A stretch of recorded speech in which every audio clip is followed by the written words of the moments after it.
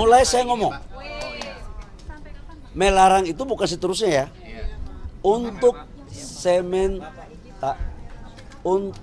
sementara.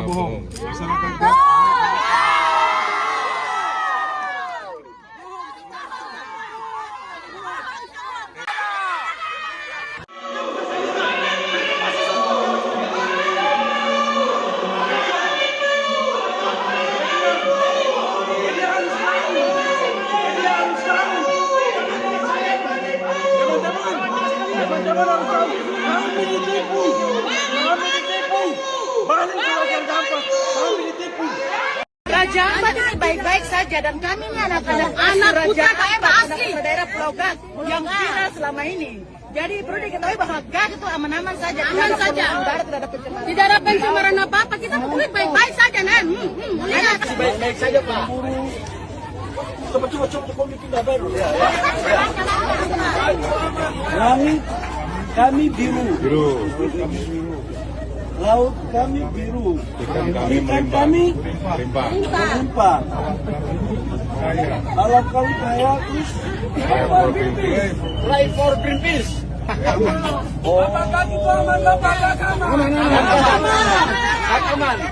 Aman.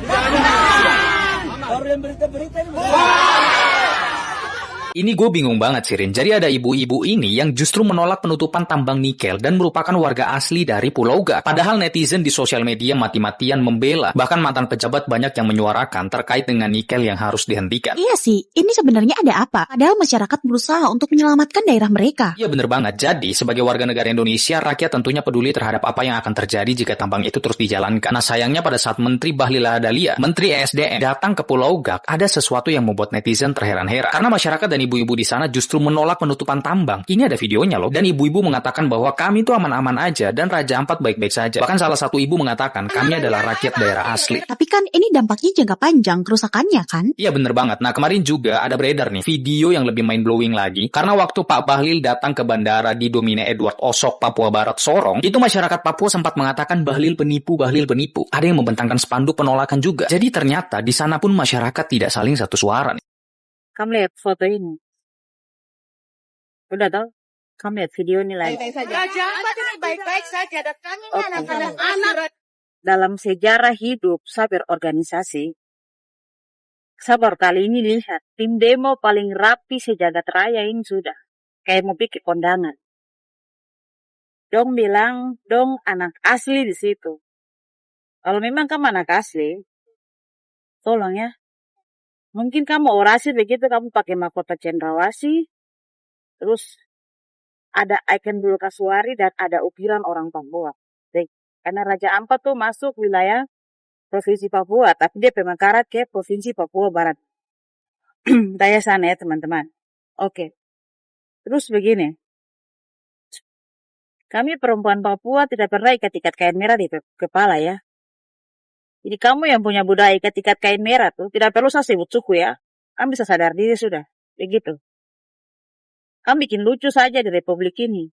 Buat orang asli di Raja Ampat atau siapa saja yang ada di Raja Ampat yang berkoar-koar dan menyatakan bahwa Raja Ampat baik-baik saja, ini saya tampilkan data ini.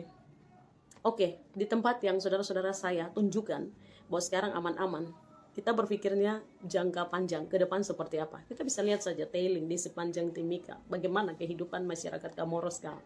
Dan di perusahaan-perusahaan besar dampak-dampaknya di 5-10 tahun ke depan.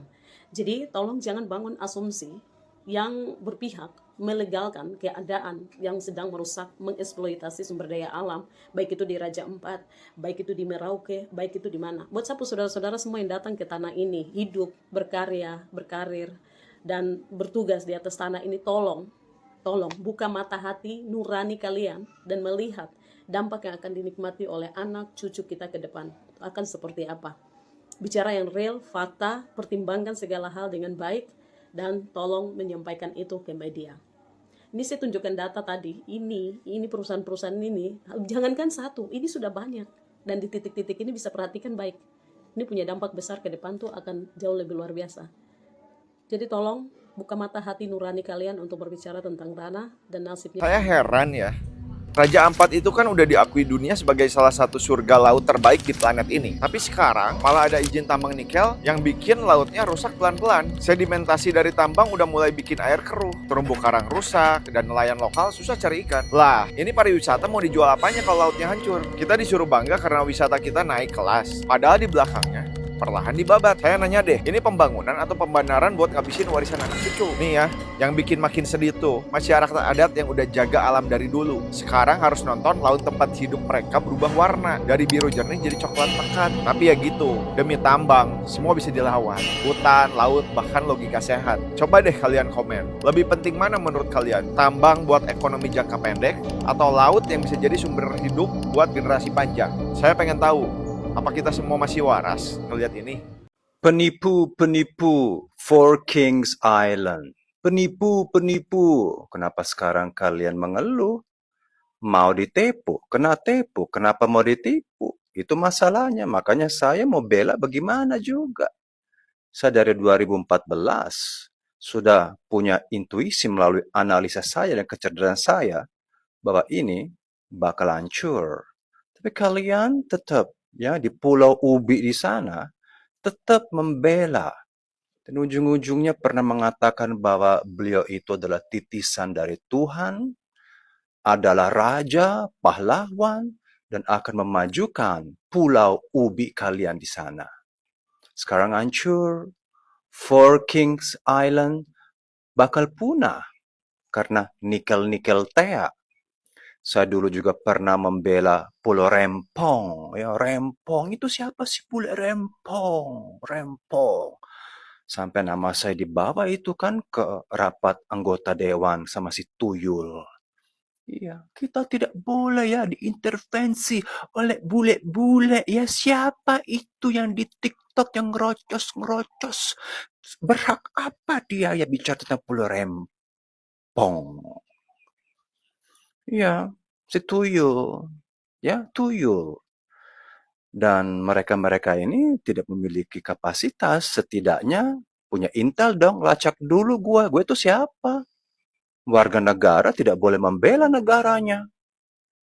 Apalagi kalau gue rada cerdas dan pintar. Makanya mereka mau dibodohin dan dibodohkan. Saya pernah membela Borneo. Siapa nih si bule ini ya? Ikut campur membela Borneo. Tidak bisa. Kita mau hancurkan Borneo suka-suka kita. Itu. Akhirnya hancur. Saya puas sekali puas. Makanya lain kali jangan milih karena hanya dikasih ubi atau dikasih sembako, dikasih bansos dan milih. Kamu harus menolak bansos dan melihat ke depan, punya intuisi, punya kecerdasan. Nah sekarang kalian penipu. Telat keles. Makanya gue mau bela kalian gimana? Kalian pernah hujat saya di sosmed dulu? Siapa nih si bule ini? Dia kan raja ya. Dia itu titisan dari Tuhan. Kamu tidak boleh mengusik hamba yang diurapi. Pret. Makan si tuyul tuh. Makan junjunganmu. Selesai. Saya mau bela raja Four Kings. Udah gak bisa lagi. Yang penting saya sudah menikmati Four Kings Island itu dulu. Menikmati, sudah puas melihat keindahan seperti surga. Dan surga itu akan dihancurkan melalui tuyul-tuyul yang kamu pilih. Kasihan deh lo.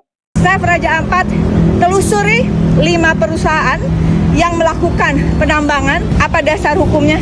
Konstitusi dan putusan Mahkamah Konstitusi. Yuk, putusan Mahkamah Konstitusi jangan hanya dipakai soal pemilu dan pilkada. Pakai juga untuk perlindungan tanah air kita. Kecuali kalau kita sudah nggak mau lagi menggunakan hukum positif. Yang mau kita pakai hukum rimba, itu nggak ada perdebatan.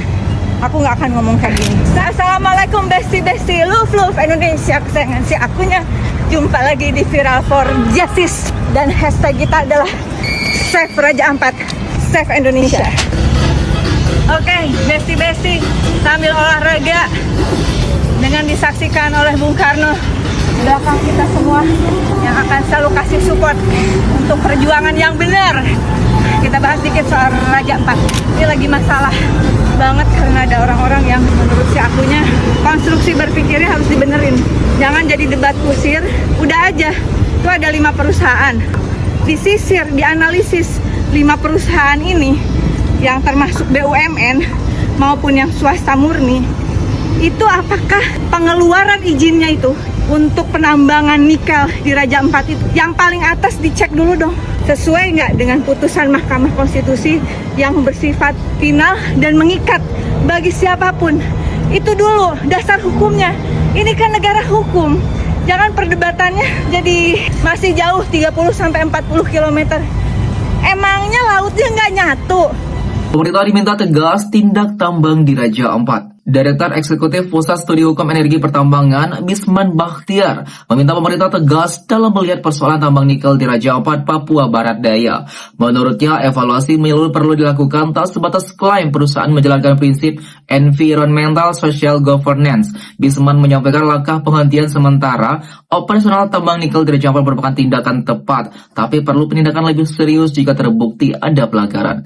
Langkah pemerintah stop sementara operasi tambang tersebut sudah tepat. Namun, pemerintah tidak boleh ragu untuk menghentikan dan mencabut izin pertambangan jika terbukti kegiatan usaha tersebut melanggar Undang-Undang tentang Pengelolaan Pesisir dan Pulau-Pulau Kecil dan juga Undang-Undang LH yang juga telah ditegaskan oleh putusan MK tahun 2023. Dia meminta pemerintah untuk melakukan evaluasi atas operasi pertambangan di Raja Ampat secara menyeluruh, mulai dari proses penerbitan izin sampai dengan pengawasan operasi pertambangan, termasuk juga implementasi good mining practice, penerapan ESG, serta upaya reklamasi lahan.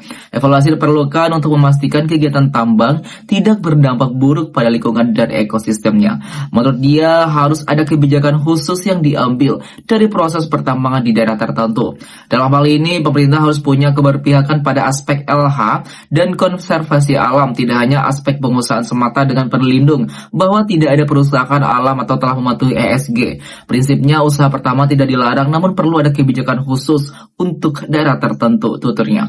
Lebih lanjut, Bisman menyampaikan risiko besar menanti dari praktik pertambangan yang mengedepankan aspek lingkungan. Atas hal itu, dikhawatirkan dampaknya akan lebih mahal ketimbang nilai ekonomi dari hasil tambang.